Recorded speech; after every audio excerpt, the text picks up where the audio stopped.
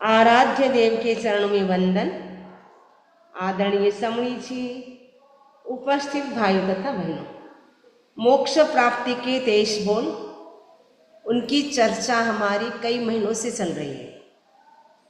आज हमारा बोल होगा 15 नंबर का।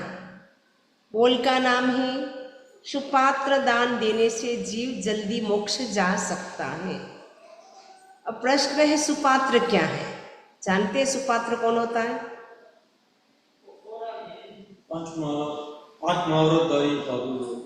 हाँ, मेहुल भाई का आंसर राइट है। जो 5 महाव्रत का पालन करता है, 5 महाव्रत अहिंसा, सत्य, अचौर्य, ब्रह्मचर्य और अपरिग्रह, इन 5 महाव्रतों का जो पालन करता है वो सुपात्र कहलाता है। उनको दान देने से हमारा दान सुपात्र दान कहा जाता है।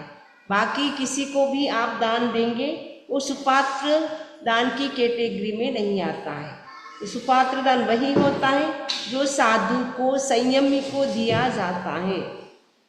तो दान देने से कहा जाता है जीव जल्दी मोक्ष जा सकता है।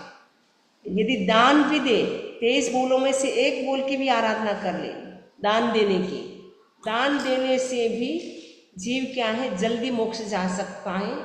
और ये जो परमात्मा प्रभु तीर्थंकर महावीर ने धर्म के 4 प्रकार बताए। धर्म के 4 प्रकार कौन से हैं पता है किसी को? धीरेन भाई, धर्म के 4 प्रकार। धर्म के 4 प्रकार: दान, शील, तप और भाव। दान, शील, तप और भाव, धर्म के 4 प्रकार हैं। तीर्थंकर, जो भी तीर्थंकर होते हैं वो 4 प्रकार के धर्म की निरूपणा करते हैं, एक्सप्लेन करते हैं।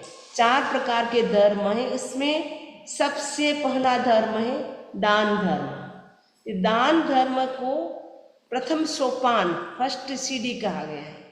धर्म की फर्स्ट सीढ़ी कौन है? दान।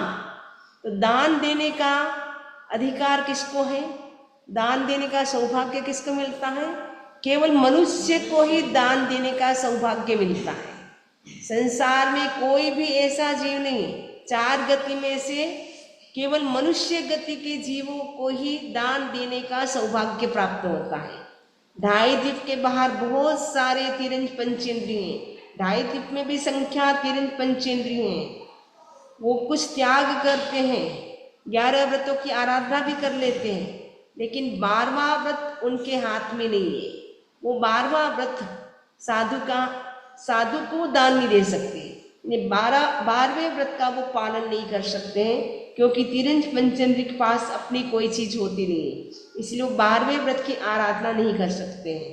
तो दान देने का मात्र सौभाग्य एक मनुष्य गति में ही प्राप्त होता है। यथा संविभाग, 12वां अतिथि संविभाग या यथा संविभाग, ये 12वां व्रत है। तो यथा संविभाग यानी आपने अपने लिए सहज में जो बनाया है उनमें से कुछ हिस्सा साधु को आप देते हैं। वो भी सामने वाला भी शुद्ध होना चाहिए, लेने वाला भी, वो भी 5 महाव्रतों का पालन करने वाला होना चाहिए। और उसके साथ साथ आपके पास जो वस्तु है वो भी शुद्ध होनी चाहिए, प्राशुक होनी चाहिए। और आपके मन के जो भाव हैं वो भी एक्सट्रीम लेवल के, यानी हाईएस्ट लेवल के आपके भाव भी अच्छे होने चाहिए। दान भी दे रहे लेकिन आपको कोई इतना उत्साह नहीं है। एक साधु आने से आपके मन में ओहो भावना, ओहो कितने भाग्यशाली हो कि आज मेरे घर में साधु जी पधारे हैं, अहो भाव से पधारो पधारो पधारो, एक ऐसे भाव से, ठीक है पधार गए तो पधार गए, दे दिया। पर एक मन से और भावों से देते हैं, उससे कर्मों की निर्जरा होती है। कहा जाता है दान देने से दीनता हटती है, दरिद्रता जाती है। किसी के अगर घर में कुछ नहीं है, दान देना शुरू करे, पैसा अपने आप आना शुरू हो जाएगा। दान देने से दरिद्रता दूर होती है, शील पालने से दुर्गति दूर होती है, और तप करने से कर्म दूर होते हैं, और भाव अच्छे रखने से भव कट जाता है। दान, शील, तप और भाव, कितना इसमें रहस्य भरा हुआ, कितना सीक्रेट भरा हुआ है। ये दान देने से क्या खत्म होता है? दीनता, पुअरिटी होती है ना, गरीबी दूर हो जाती। कई लोग बोलते गरीब है। एक व्यक्ति साधु के पास आता है और कहा, साधु जी आपको ये सब मंत्र दे कि मेरी गरीबी दूर हो जाए।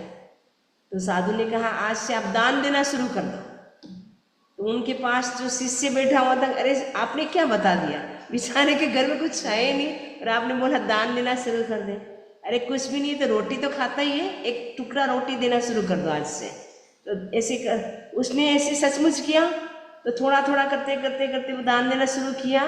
धीरे धीरे करके वो करोड़पति बन गया। दान देने से इतना मतलब प्रभाव है दान का। अगर शील यानी ब्रह्मचर्य का अच्छे से पालन करता है, उसे दुर्गति टल जाती है। और तप करने से, तप तो देखते हैं, उपवास एकासन जो भी हम तप करते हैं उससे कर्म करते हैं।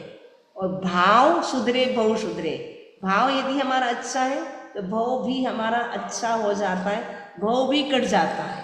यानी भव यानी संसार, यानी इसका मतलब मोक्ष हो जाएगा। भाव से बोलते ना, भावे भावन भाविये, भावे दीजिए दान, भावे धर्म आराधिए, भावे केवल ज्ञान। भाव थी तो आपने केवल ज्ञान थी जाए। भाव से तो केवल ज्ञान की भी प्राप्ति हो जाती है। और भावों से व्यक्ति मोक्ष में भी जा सकता है, भावों से वो नरक में भी जा सकता है। तो हमारे हाथ में है कि हम भावों को भी अच्छा रखें। तो आज का हमारा टॉपिक है कर्म डिस्ट्रॉय थी जाए, खत्म थी जाए। ठीक है, नेक्स्ट आगे चले अपन। तो ये दान देने का सौभाग्य हमें मिला है, मनुष्य को मिला है। तो आप श्रावक श्राविका है, वो साधु साधियों को दान दे सकते हैं। जैसे चंदन बाला एग्जाम्पल है हमारे सामने कि चंदन बाला भगवान महावीर स्वामी को दान दिया। उस समय उसकी कंडीशन कैसी थी? चंदन माला की सिर मुंडा था, हथकड़ी थी पैरों में और हाथों में, ऐसी एकदम मतलब उसके पास खाने के लिए क्या था? केवल उड़द का बाकुला था, वो भी बर्तन भी नहीं था, सूप था उसके हाथ में। वो बाकुड़े को, सूखे बाकुड़े को वो भगवान महावीर स्वामी को बहराती है। उससे कितना हो गया, उसका पूरा ही जीवन पलट गया।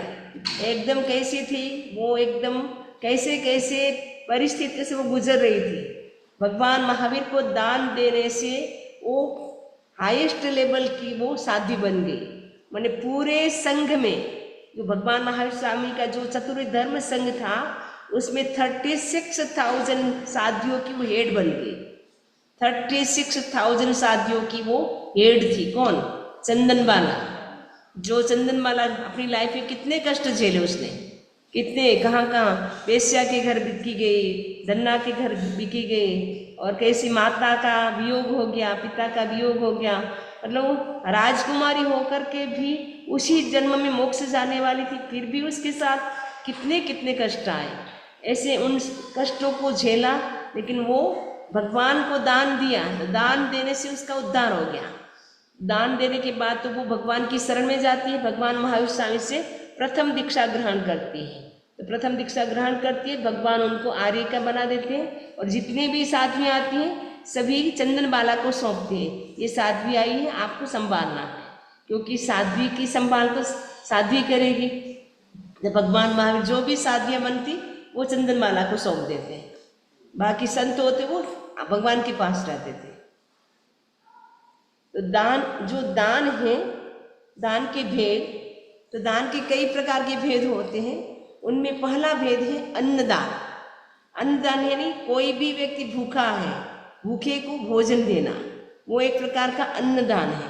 लेकिन यह एक प्रकार का, कोई भी भूखा है उनको अगर हम देते हैं, वो अन्नदान की कैटेगरी में आता है। लेकिन वो दान दो प्रकार का होता है, एक तो लौकिक दान होता है, एक होता है लोकोत्तर दान। तो ये जो कोई भी, जैसे पूर्व व्यक्ति आ गया, बेगर व्यक्ति आ गया, किसी को जरूरत है उनको हम दे रहे हैं, नीडी को, लेकिन वो लौकिक दान कहलाएगा, लोकोत्तर नहीं कहलाएगा।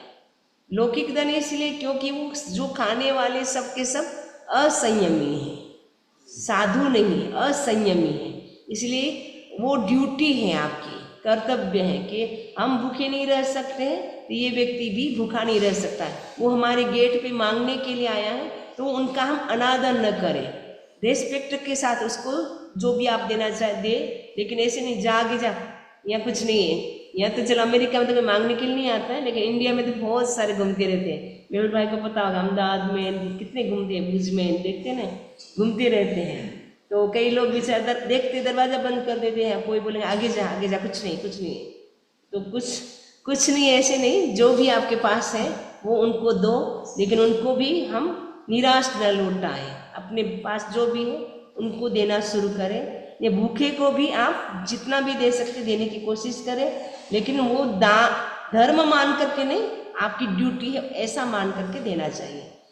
तो अन्नदान यानी साधु संतों को जो दिया जाता है वो लोकोत्तर दान की कैटेगरी में आएगा, और जो बाकी को हम देते हैं वो सामान्य होता है। तो ये जो जैसे संगम गोवाला था, उसने भी दान दिया था, जिसके कारण उसकी कितनी रिद्धि सिद्धि मिली वो आगे चर्चा में करूँगी। नेक्स्ट है औषध दान।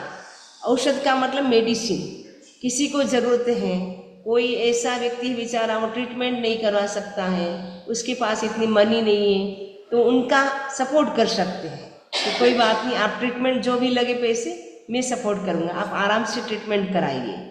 तो ट्रीटमेंट करने से भी व्यक्ति, सामने वाले व्यक्ति को साता मिलती है, क्योंकि उसका जो डिजीज होता है वो दूर हो जाता है, तो उसके शरीर में साता हो जाती है।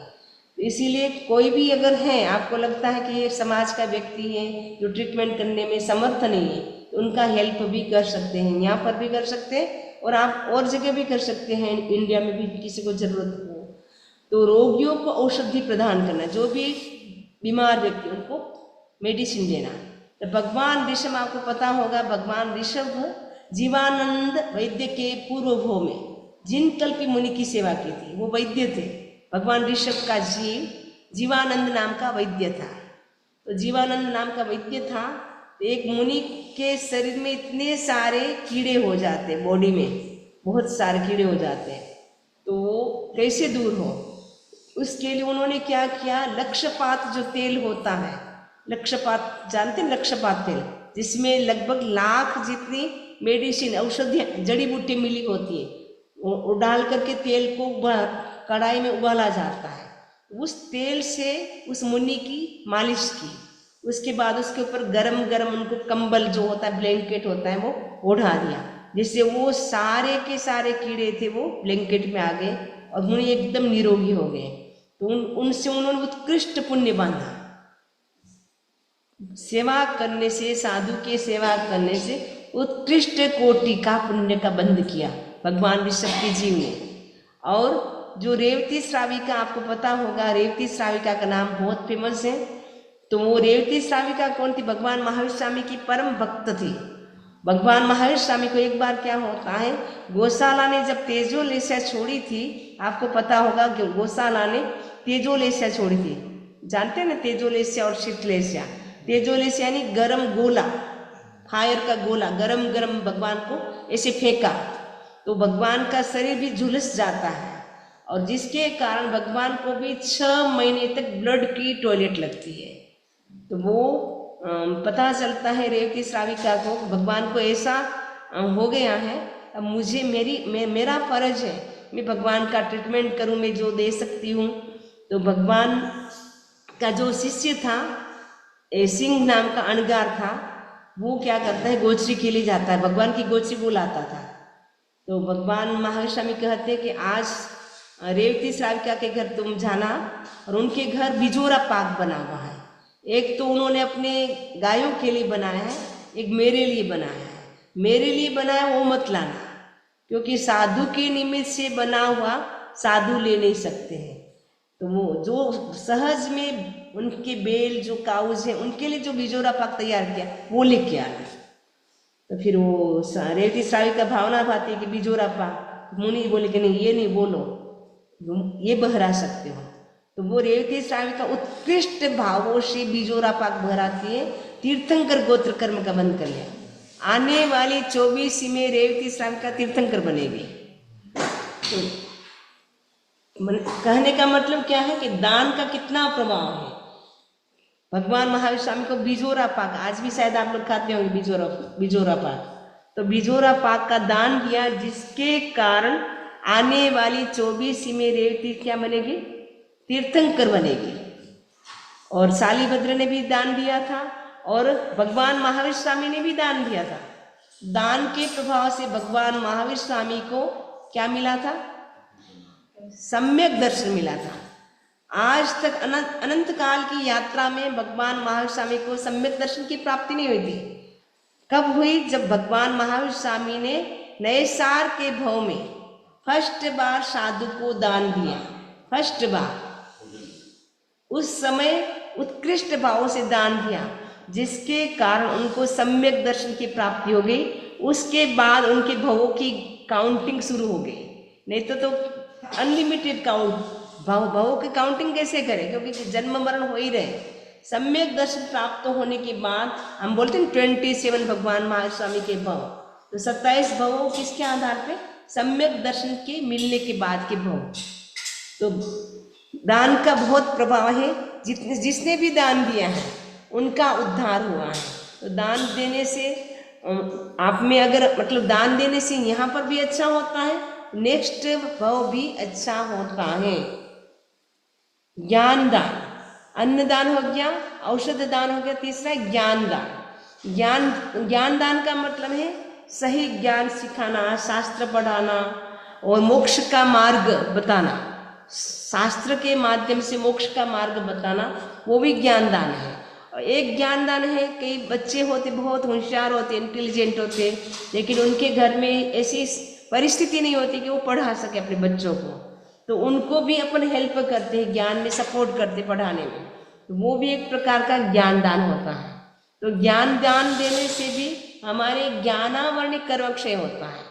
अगर हम बुक किसी को देते पढ़ने के लिए, उनको जो भी पढ़ने के साधन आप उपलब्ध कराते हैं, उनको पढ़ाई में आप सपोर्ट करते हैं, तो उससे क्या होता है? हमारा जो ज्ञानावणी कर्म है वो क्षीण होता है। कई बोलते हैं कि याद नहीं रहता है, याद तो करते हैं लेकिन भूल जाते हैं। पहले तो बहुत याद होता था, आजकल याद नहीं होता है। तो ज्ञानावणी कर्म का उदय चलता है तो हमें याद नहीं होता है, लेकिन उसको क्षीण करने के लिए बहुत सारे माध्यम है। उसमें एक माध्यम है हम ज्ञानी का ज्ञान कोई कर रहा उसको सपोर्ट करें, ज्ञान का भी सपोर्ट करें, ज्ञानी का भी सपोर्ट करें। उससे हमारी ज्ञान की परंपरा आगे बढ़ती रहती है, ज्ञान का सपोर्ट करने से। ज्ञान का मतलब सम्यक ज्ञान, ये ज्ञान का मतलब सम्यक ज्ञान नहीं, मतलब ये ज्ञान का मतलब है मतलब पढ़ने में आप सुविधा प्रदान करते हैं, या मोक्ष मार्ग का, जैसे मोक्ष मार्ग क्या है वो बताते हैं, तत्व क्या है वो सारी बातें समझाते हैं। धर्म के रिलेटेड, हाँ, धर्म से रिलेटेड जो भी बातें समझाते हैं वो भी ज्ञान दान है। और व्यवहार की दृष्टि से देखें तो कोई बच्चे पुअर है, पढ़ नहीं सकते, उनको सपोर्ट करते हैं आप पढ़ाई करने में, कि चलो तुम पढ़ो मैं सपोर्ट करूँगा। कई होते ना, इनकी सिचुएशन नहीं होती घर की, पढ़ने में तो होशियार है लेकिन घर में पैसे नहीं है, कमाने वाला नहीं है, तो कैसे पढ़ाई करें। उनमें उनको भी अगर हम हेल्प करते हैं, उससे भी उनको ज्ञान में हम सपोर्ट कर रहे हैं। तो ज्ञान में सपोर्ट कर रहे हैं तो उससे भी ज्ञानावरण कर्म क्षीण होता है। अगर आप किसी को गलत ज्ञान देते हैं या गलत ज्ञान उपार्जन करने में मदद करते हैं, तो उससे ज्ञानावरण कर्म का बंद होगा। गलत करेंगे तो ज्ञानावरण कर्म का बंद होगा। इसीलिए गलत तो नहीं देना किसी को ज्ञान कि तुम ऐसा करो ऐसा करो, गलत शिक्षा। वो भी ज्ञान ही है लेकिन नहीं, वो ज्ञान गलत ज्ञान नहीं, सही ज्ञान होना चाहिए, राइट परसेप्शन, राइट नॉलेज। ठीक है। नेक्स्ट है अभयदान। तो अभयदान कहा जाता है सब जीव अभय रहना चाहता है, सब जीवों को भय से मुक्त करना, वो अभयदान है। और जो सूत्र कृतांग सूत्र है उसमें भगवान ने कहा है दानान श्रेष्ठम अभय पयाना, सभी दानों में सर्वश्रेष्ठ है अभयदान। जितने भी दान है उन सभी में सर्वश्रेष्ठ दान है वो अभयदान है। अभयदान से बढ़कर दुनिया में कुछ भी नहीं है। एक व्यक्ति बोलेंगे आपको मैं 1 करोड़ रुपया दूंगा, एक बोलेगा आपको मैं जीवन दान देता हूँ। तो किसी को लास्ट टाइम होता है, फांसी की सजा सुनाई जा रही है, उस समय लास्ट इच्छा पूछी जाए कि आपको करोड़ रुपए चाहिए या जीवन दान चाहिए, तो क्या बोलेगा वो? क्या लेगा? संजय भाई क्या लेंगे? कुछ नहीं है? क्या लेंगे बोली? जीवन दान सबसे बड़ा दान। अगर जीवन ही नहीं है तो रुपया क्या कमाएगा? इसीलिए सबसे बड़ा दान है अभय दान। एक व्यक्ति को अपन जीवन दान देते हैं, एक व्यक्ति को करोड़ रुपया, स्मिता बोले मैं तो करोड़ रुपया देती हूँ, और ये बोलती है हमारे क्या मीना, मैं आपको अभय दान देती हूँ। तो अभय दान बोलेंगे नहीं मुझे तो अभय दान चाहिए, मुझे तो करोड़ रुपया नहीं चाहिए। तो अभय दान सबसे बड़ा दान होता है। इसलिए हम क्या करें, सब जीवों से, सब जीव क्या है, जीना चाहते हैं, कोई भी जीव मरना नहीं चाहता है। इसीलिए हमें सभी जीवों की हम रक्षा करें, एक इंद्रिय से लेकर के पंचेंद्रिय तक के जितने भी जीव, उन सभी को अभयदान देना। पंचेंद्रिय को तो हम अभयदान देते हैं, चलो ये पंचेंद्रिय कभी कभी आप देखते हैं कसाई जाता है तो बकरों को छुड़ा करके, पैसा दे करके बकरों को छुड़ाते हैं, पंचेंद्रिय जीवों को अभयदान देते हैं। लेकिन एक इंद्रिय जीव है, 2 इंद्रिय, 3 इंद्रिय, 4 इंद्रिय, इनको भी हमें अभयदान देना चाहिए। तो छकाय जीवों की रक्षा करने वाले एकमात्र साधु होते हैं, छकाय जीवों की रक्षा करने वाले एकमात्र साधु होते हैं। बाकी कोई भी छकाय जीवों की रक्षा नहीं करेंगे, क्योंकि गृहस्थ हैं वो भी छकाय जीवों की रक्षा नहीं कर सकते हैं, क्योंकि आपको भी खाने पीने में, रसोई में, जोक में जीवों की हिंसा बिना काम चलता ही नहीं चाहते हुए भी करना पड़ता है। कल शीतल बोल रहे थे कि ऐसा क्या करे जिससे पाप कम लगे। संसार का जो भी काम करे वो सब पाप ही है। संसार छोड़ दो, दीक्षा ले लो, वही मोक्ष है, वही धर्म है। बाकी संसार का काम सारा पाप है। बोले ऐसा कौन सी सब्जी बनाए जिससे पाप कम लगे। भावना बहुत अच्छी है, मतलब जिसमें मैंने बीज सीड कम होते हैं वो सब्जी बनाते हैं, उसमें कम पाप लगता है। जिसमें सीड ज़्यादा होते हैं वो सब्जी बनाते हैं, उसमें ज़्यादा पाप लगेगा। और रूट वेजिटेबल बनाएंगे तो और ज़्यादा पाप लगेगा। कई लोग बोलते हैं ओनियन और पोटैटो तो चाहिए, टेस्ट चाहिए, लाली बाई को टेस्ट चाहिए। तो इसीलिए हमें क्या है, इसीलिए कहावत है कि उतरिया घाटी हुआ माटी, यानी जीभ के नीचे उतरेगा सब माटी हो जाएगा। इसलिए बस टेस्ट तो यहाँ तक जीभ के ऊपर है, नीचे उतरा के सब बराबर है। इसलिए हमें क्या करना है, बोलते ना फर्स्ट सेकंड का अंतर ट्रेन के अंदर है, नीचे उतरे के सब बराबर। अमीर और गरीब का अंतर धरती के ऊपर है, शमशान में गए कि सब बराबर।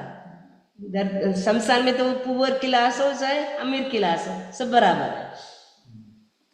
फर्स्ट सेकंड का अंतर भी ट्रेन में होता है ना, जैसे नीचे उतर गए तो कौन फर्स्ट क्लास का था, कौन सेकंड क्लास का था। थोड़ा फर्क तो रहेगा ना, अमेरिकी लाश चंदन से बढ़ेगी, उसकी लाश अमेरिकी लाश चंदन के लकड़ों से जलेगी, उसकी लाश सादे लकड़ों से जलेगी। वो अमीर के चंदन के लकड़े तो सादे के तो होता है, बड़े श्रावक के भी होता है, पता नहीं मुझे। आजकल भी 2 ही लकड़ा रखता है, बाकी हाँ कोई बात नहीं, चंदन का लकड़ा इतना सा फर्क पड़ा ना, बाकी तो कुछ फर्क नहीं पड़ा ना। बाकी तो राख तो सेम हो जाएगी, उसमें कोई अंतर नहीं आएगा। इसीलिए क्या करना, हमें सब अभय दान देना, छकाय जीवों को जितना हो सके मिनिमाइज करें, हिंसा कम से कम करें, आवश्यक उतनी करें, अनावश्यक हिंसा से बचे। तो सब जीवों को हम अपनी ओर से क्या करें, अभय दान देने की कोशिश करें, क्योंकि हम अभी तक अत्राण रहे। ये सारे जीव अत्राण है, उनकी रक्षा करने वाले साधु होते हैं। इसलिए आचार्य महाप्रज्ञ जी का गीता ने, अत्राण रहे हम अब तक, अब त्राण स्वयं बन जाए, अपने घर भीतर आकर हम सदा सुखी बन जाए। आए आए हम आए, अपने घर भीतर आए, अपने घर भीतर आकर हम सदा सुखी बन जाए। मैं कौन कहाँ से आया है और कहाँ पर जाना, क्या है मेरा अपनाव, मैंने नज से पहचाना, हम भूत और भावी से अब वर्तमान में आए, अपने घर भीतर आकर हम सदा सुखी बन जाए। आए आए हम आए, अपने घर भीतर आए, अपने घर भीतर आकर हम सदा सुखी बन जाए। अत्राण रहे हम अब तक, यानी अनादिकाल की यात्रा में हम अत्राण, अत्राण यानी हमारी रक्षा करने वाला कोई नहीं। दो एक इंद्री, इन सारे दिन छेदन भेदन कितनी हिंसा होती रहती है एक इंद्री जीवों की। दो इंद्री तीन इंद्री बेचारे ऐसे रास्ते में होते हैं, कौन रक्षा करे उसकी। दो इंद्री जीव घर में निकलते छोटे छोटे बक्स फटाफट बाहर कर देते हैं। ऐसे नहीं सोचते कि उनकी आत्मा भी मेरी जैसी है, उनको मैं बाहर रखूंगा तो कैसे सुरक्षित रहेगा। अत्राण है बेचारे, दो इंद्री तीन इंद्री चार इंद्री वाले सारे जीव क्या है, अत्राण है। और तीन पंचेंद्र के जीव भी बेचारे अत्राण है। और मनुष्य है, अपन स्वयं की रक्षा भी कर सकते हैं कि अपन बच सकते हैं किसी से। और वो छकाए जीवों की रक्षा करने वाले एकमात्र साधु होते हैं, इसलिए साधु को छकाए जीवों का रक्षक कहा जाता है। छकाए जीवों का रक्षक साधु होता है, और श्रावक मतलब जो गृहस्थ होता है वो उनकी हिंसा करने वाला, इसलिए एक प्रकार का भक्षक हो जाता है छकाए जीव का भक्षक। क्योंकि श्रावक की बिना हिंसा के काम नहीं चलता, इसलिए उनकी न चाहते हुए भी कुछ न कुछ हिंसा करनी पड़ती है। आप अग्नि सपोज रसोई भी बनाई तो अग्नि का भी आपको आरंभ करना पड़ेगा, पानी भी डालना पड़ेगा, वनस्पति भी सुधारनी पड़ेगी। मैंने एक रसोई बनाने में छक्का जीवों की हिंसा हो जाती है। और कभी कभी अनजाने में त्रस्त जीवों की भी हिंसा हो जाती है। कभी कभी होती छोटी छोटी लड्डे, अगर ध्यान नहीं दिया तो कभी कभी, यहाँ तो शायद इतना नहीं होता होगा, इंडिया में तो कभी कभी हम देखते थे भिंडी में भी लट आ जाती थी। कभी कभी मैंगो इतना सुंदर होता था और लट्टे हमारे पात्रे में भी आई हुई है। बेचारे लोग तो इतने सुंदर नया अच्छा मतलब बोले फ्रेश था समझ जी। फिर हमारे निकलता था, हमको तो लगता नहीं ना, हम बोलते अरे आपके घर से आया था, इसमें लट्टे आई है, ये ऐसे कैसे हो गया, इतना फ्रेश दिखा है, देखो ऐसा था। चीकू में भी आई है तो ऐसे फ्रेश दिखता है, उसमें भी वाइट वाइट छोटी सी एकदम ध्यान से देख करके खाएंगे ना तो दिखेगी अपने को। कभी कभी ऐसे होता अपन देखते नहीं, सोचे फ्रेश से फटाफट खा लिया। तो मेरी आदत है हर चीज़ देख देख के खाने की। तो समणी जी वो तो खा लिया, मैंने देख देख मैंने कहा देखो इतनी लट्टे तो फिर ऐसे हो जाता है कभी कभी। तो वो मतलब ऐसे छक्का जीव की मतलब हिंसा हो जाती है। एक खाना बनाने में कहा जाता है ना छक्का जीव की हिंसा हो सकती है, लेकिन वो श्रावक है, उनको करना पड़ता, उस भाव से करेंगे तो कर्म का बंधन कम होगा। आप सोचेंगे पाप लगता है मैं तो कुछ नहीं करूँगी, तो वो भी नहीं चलेगा, क्योंकि आप साधु तो है नहीं कि आपको सब दान देने के लिए आ जाएंगे कि हाँ कोई बात नहीं आपको नहीं बनाना, हम बना के दे देंगे, ऐसा कोई करेगा नहीं ना। इसीलिए अनावश्यक हिंसा से हम कितना बच सकते हैं वो कोशिश करना है। हम जीवों को कितना अभय दान दे सकते हैं उस दिशा में हमें आगे बढ़ना है। एक दान है अनुकंपा दान। अनुकंपा दान का मतलब है आपके पास अगर धन है सदुपयोग करें। कोई दुखी व्यक्ति है जिसके पास है ही नहीं चीज़ खाने के लिए पीने के लिए कोई सामग्री नहीं है, तो जो दीन दुखी को देख करके आपके मन में जो करुणा के भाव जागते हैं, अनुकंपा के भाव जागृत होते हैं, अनुकंपा के भाव से करुणा के भाव से जो दान दिया जाता है वो अनुकंपा दान होता है। आपने जगरू शाह का नाम सुना है? जगरू शाह का, जगरू शाह कौन थे? सेठ थे। कहाँ के? अमेरिका के, हमारे कच्छ के थे।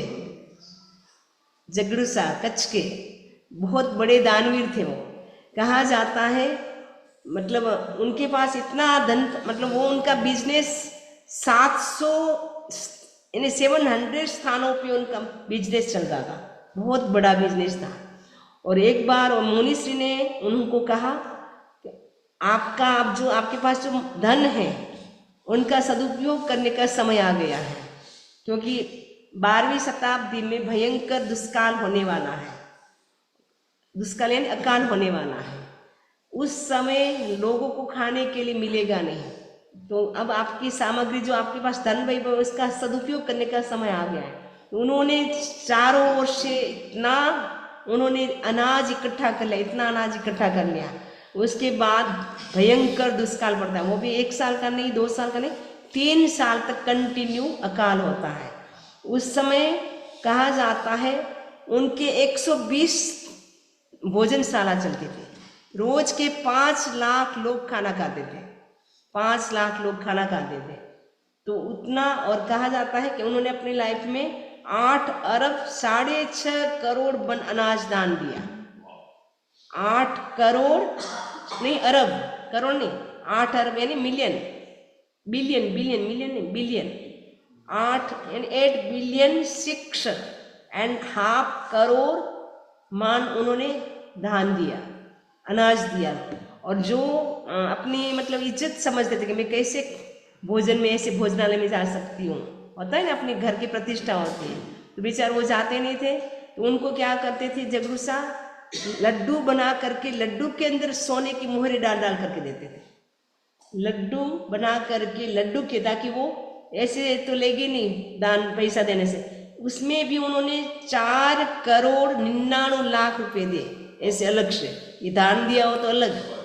जो खाना खाने नहीं आते थे उनको ऐसे बांटते थे।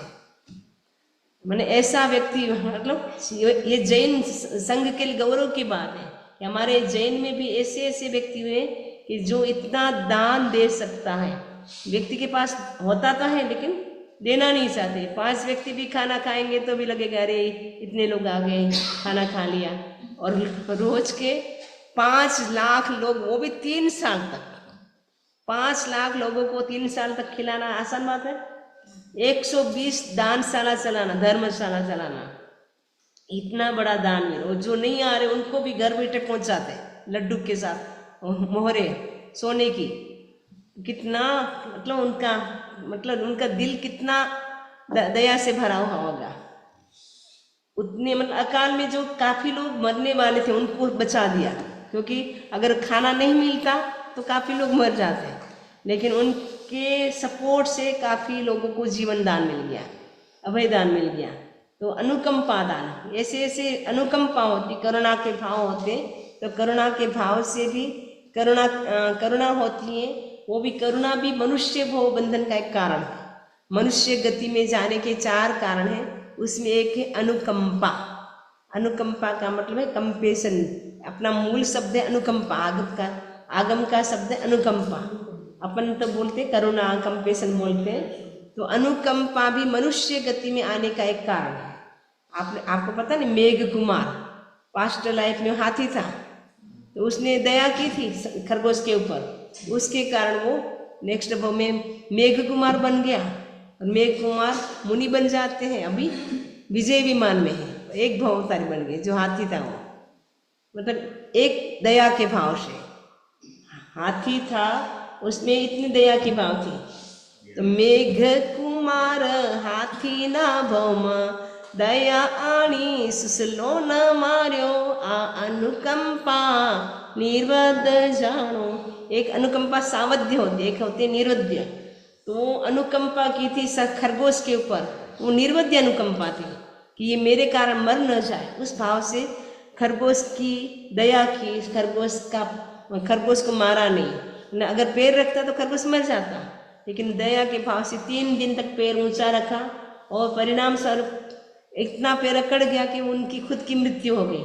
लेकिन अनुकंपा के भाव के कारण मर करके वो क्या बन जाता है, मेघ कुमार, राजकुमार बन जाता है, सैनिक का बेटा राजकुमार बन जाता है। और वो भी दीक्षा ले लेता है। तो दीक्षा के बाद आगे वो विजय विमान में भी है, और वहाँ से महाविद्य क्षेत्र से मोक्ष हो जाएगा। तो उचित दान मतलब अप्रोप्रिएट दान, यानी जिस समय जरूरत हो, देश की संस्कृति को बचाना है या देश को दुश्मनों से बचाना है, उसके लिए भी जो दिया जाता है दान, वो उचित दान कहा जाता है। भामाशाह था, भामाशाह नाम सुना है आपने भामाशाह का? तो भामाशाह भी बड़े दानवीर थे। तो भामाशाह ने भी जब राणा प्रताप के लिए कहा था, क्योंकि उस समय इतने विदेशी आक्रमण ऐसे हो रहे थे, तो जिसके कारण इतने लोग मर रहे थे, तो उन्होंने क्या किया, भामाशाह ने अपना जो भंडार थे, धन के भंडार, खजाना था, वो सब राणा प्रताप के लिए खोल दिया कि जिसको भी देना चाहे दो, लेकिन अपने देश के लोग उनको बचाओ, शत्रुओं से उनकी रक्षा करो, क्योंकि प्रजा बचेगी तो देश बचेगा, प्रजा ही नहीं बचेगी तो देश कैसे बचेगा। तो भामाशाह ने धन का भंडार खोल दिया, अपना पूरा खजाना खोल दिया। इतने उदार हो सकते कोई कि अपने घर में जितना भी खोल दिए, अपन तो छुपा के रखेंगे, कोई देख न ले हमारा। तो ऐसे ऐसे हुए हैं भामाशाह जैसे दानवीर, जगड़ू शाह जैसे दानवीर। तो उनसे भी हम प्रेरणा लेके हम भी, हमारे में भी क्या दान देने की भावना है कि नहीं। तो दान, उचित दान देना, जिसको जब जरूरत हो उस समय अगर हम दान देते हैं वो उचित दान कहा जाता है। देश की संस्कृति के लिए या देश को दुश्मनों से बचाना है, उस समय उस भावना से दान दिया जाता है, वो उचित दान कहलाता है। कीर्तिदान, कीर्तिदान का मतलब यश के लिए। कई लोग होता है ना, मेरा यश हो इसलिए दान देना चाहते हैं, या कई अपनी यश गाथा सुन करके दान देते, खुश हो जाते, वाह आपने मेरे लिए बहुत अच्छा बोला है, चलिए आपको मैं $1 मिलियन देता हूँ। तो होता है ना, यश सुन करके भी व्यक्ति की इच्छा हो जाती है, ये होता है कीर्तिदान।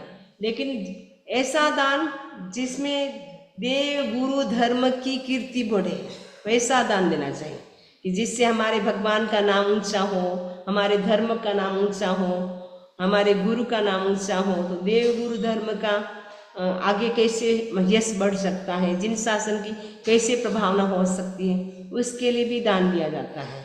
ये हो गया कीर्तिदान। अब ये जो हम दान देते हैं उसका फल क्या होगा? तो दान देने से एक तो सुयश बढ़ता है, यश बढ़ता है।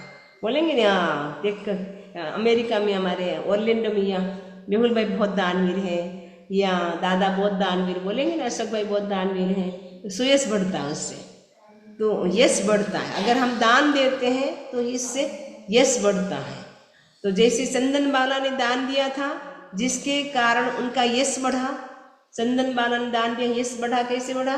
क्योंकि उनके सिर के ऊपर बाल आ जाते हैं, पूरे आभूषण आ जाते हैं, एकदम राजकुमारी पहले थी उससे भी बेटर हो जाती है वो। और लास्ट में वो दीक्षा लेकर के भगवान महावीर स्वामी के शासन की वो अग्रणी बनती, हेड बनती है। तो चंदन बाला का यश बढ़ा, दान दिया तो सुख बढ़ता है। दान देने से सुख भी बढ़ता है। सुख कैसे बढ़ता है?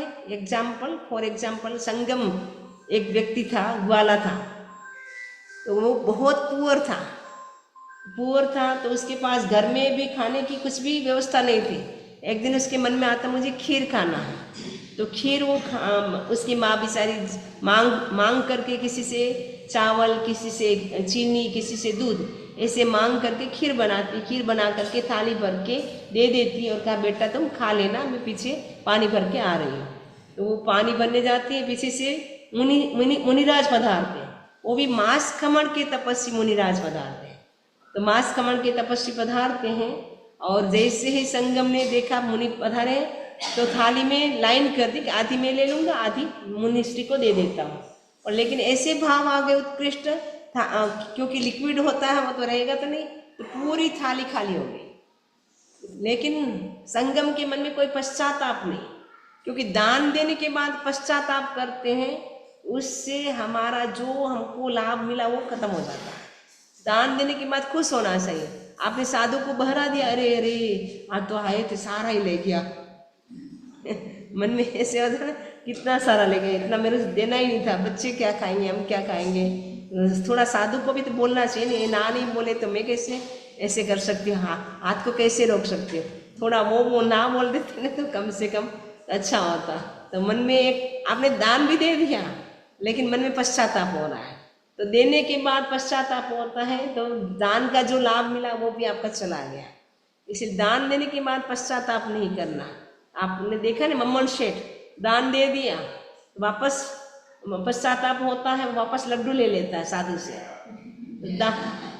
दान दे दिया, उसके बाद वो पड़ोसी नाती, अरे आज केसरिया मोदक आपने खाया कि नहीं खाया, गांव में बनते थे, आपने खाया कि नहीं, मैंने तो साधु को दे दिया। अरे साधु को दे दिया तो आपका मनुष्य वो बेकार है, अगर केसरिया लड्डू नहीं खाया तो अच्छा ऐसी बात है, ऐसा टेस्टी था, अभी जाता, अभी मैंने अभी दिया है। वो गए रास्ते में ही, तो वो गए दौड़ दौड़ के गए, अरे मैंने जो लड्डू दिया वापस दो।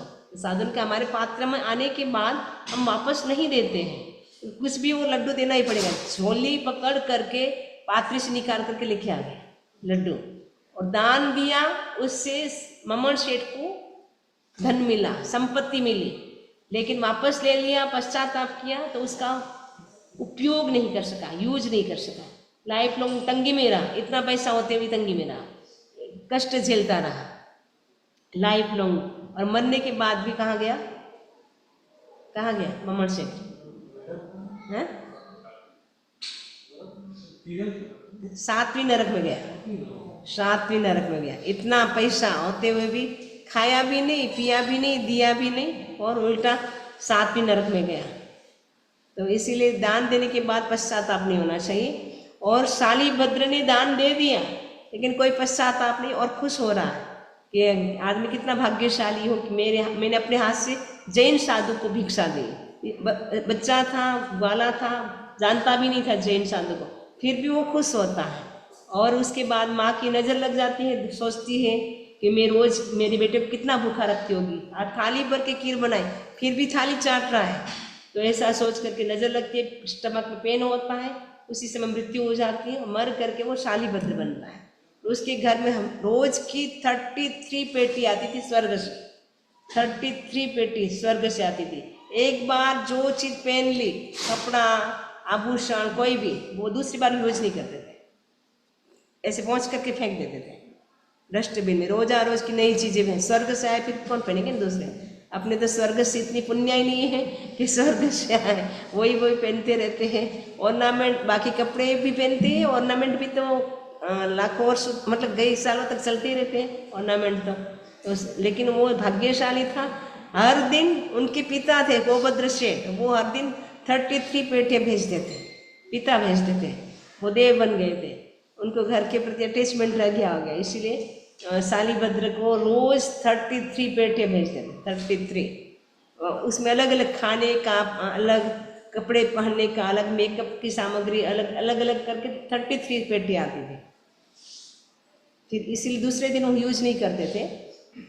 तो कहने का मतलब है दान देने से सुख मिलता है, जैसे संगम को सुख मिला और समृद्धि भी मिली, और लेकिन उसमें वो अटैचमेंट नहीं रखा, डिटेच रहे, इसीलिए वो निकल गया। जैसे मक्खी होती है ना, चीनी में बैठती है तो उड़ जाती है, लेकिन वही कप में गिर जाए तो और फंसती जाती है। जानते हैं ना, कप नाक से निकालते जो भी थूकते हैं, उसमें मक्खी गिर गई तो अंदर फंसती जाती है, लेकिन चीनी के ऊपर गिरती है तो वो आराम से उड़ जाती है। तो शालिभद्र को इतनी रिद्धि सिद्धि मिली, लेकिन उसमें आसक्ति नहीं रखी, डिटेच रहे, जिसके कारण वो दीक्षा ले लेते हैं। और दीक्षा लेने के बाद अभी शालिभद्र क्या है, अनुत्तर विमान में है, और वहाँ से वो महाविद्य क्षेत्र से मोक्ष जाएंगे। वो भी उसी समय में उनका मोक्ष हो जाता, लेकिन परिवार वाले आते, जब संथारा लेते हैं ना, परिवार वाले आते हैं, अरे मैं आपकी माँ आई हूँ, साता है के साता है पूछते ना, तो आँख उठा करके देख ले माँ को, बस उतना सा राग भाव हो गया ना परिवार।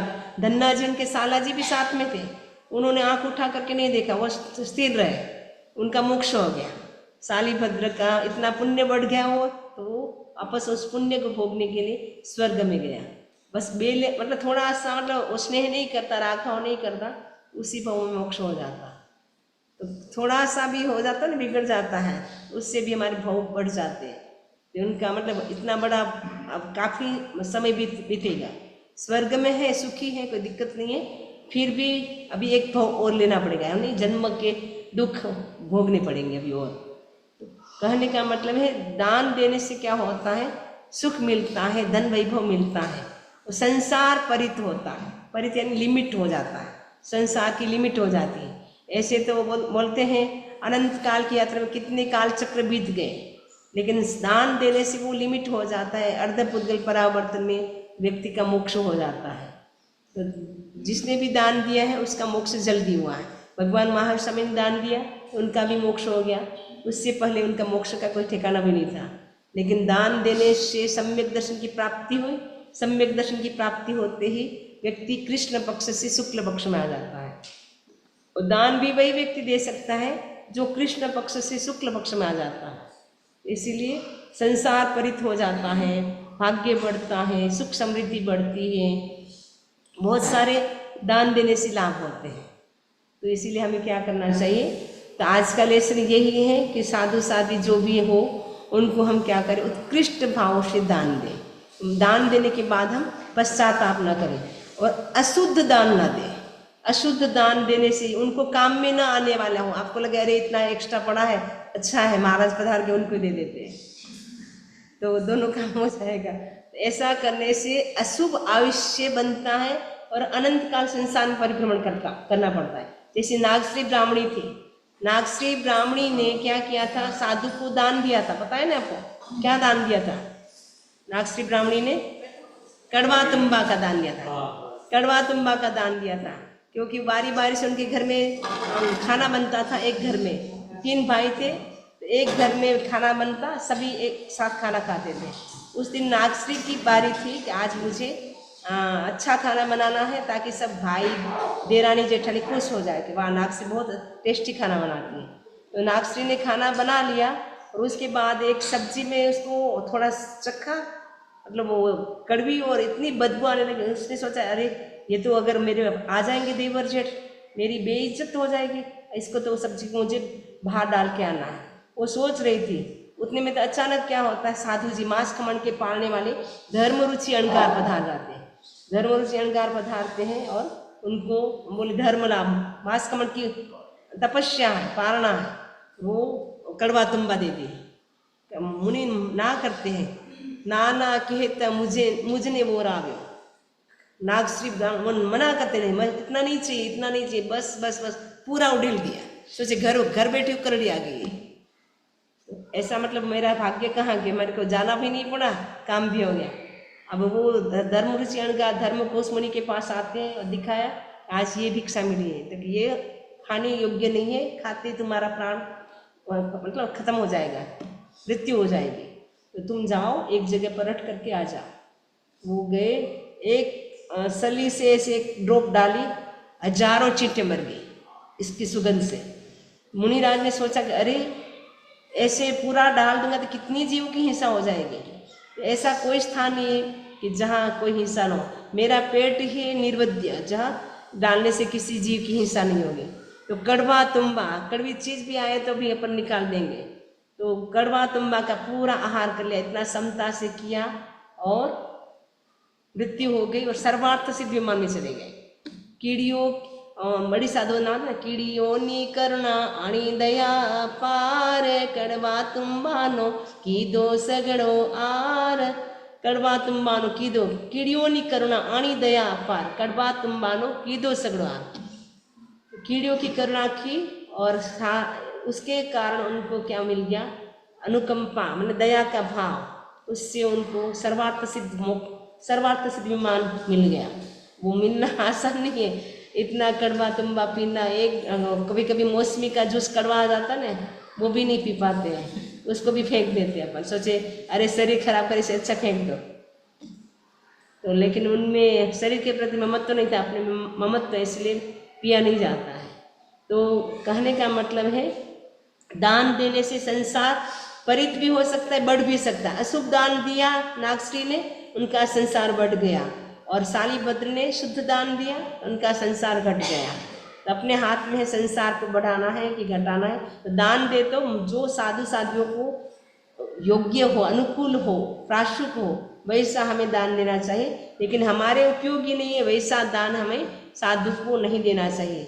अब आपको जो अनुकूल नहीं है वो साधु को अनुकूल कैसे हो सकता है? क्योंकि साधु के पात्र में जो आता है वो खाना ही पड़ता है, वो परट नहीं सकते हैं।